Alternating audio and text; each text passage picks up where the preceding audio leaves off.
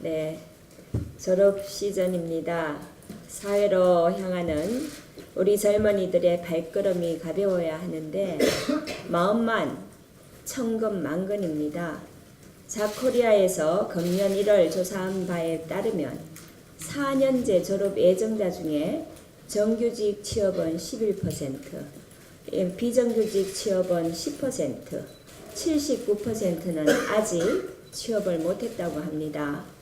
취업이 2016년도에 비교하면은 크게 줄어든 수준입니다. 미취업자들은 졸업하면 실업자로 분류됩니다. 그래서 정부는 2월 고용 통계가 나빠질 것만 걱정하고 있습니다. 20대 실업자 수는 20만을 훌쩍 넘어갈 걸로 예상이 됩니다. 작년 가을 통계청이 조사한 것을 보면 삶에 대한 만족도가 가장 영향을 미치는 변수는 경제활동 상태인 걸로 나타났습니다. 쉬거나 취업을 준비하는 집단의 삶의 만족도가 가장 낮은 걸로 조사되었습니다. 연령대별로 보면 19에서 29세가 이 집단의 39.1%를 차지하고 있습니다. 취준생의 경우에 다른 집단에 비해서 부정정서도 월등히 높게 나왔습니다.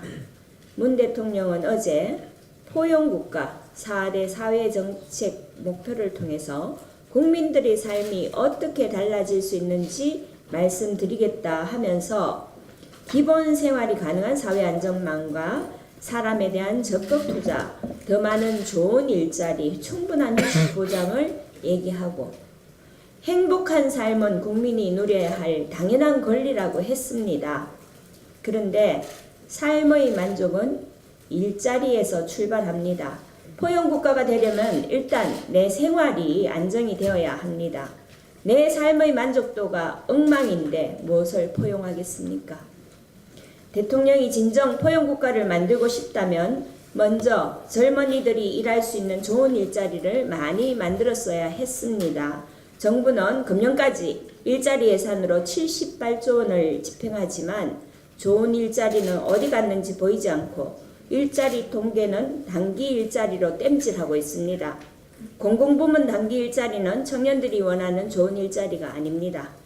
국민 혈세를 투입해 단기적으로 일시적으로 일자리를 늘리는 단기 처방에 불과합니다.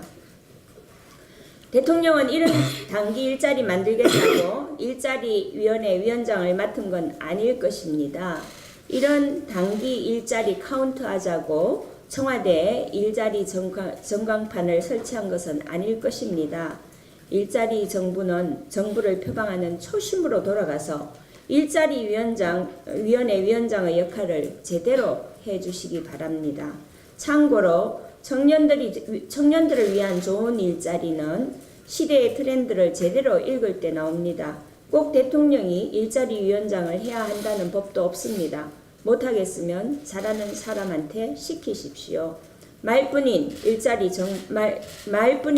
정부인 것처럼 말뿐인 쭉정이 포용국가가 될까 우려스럽습니다.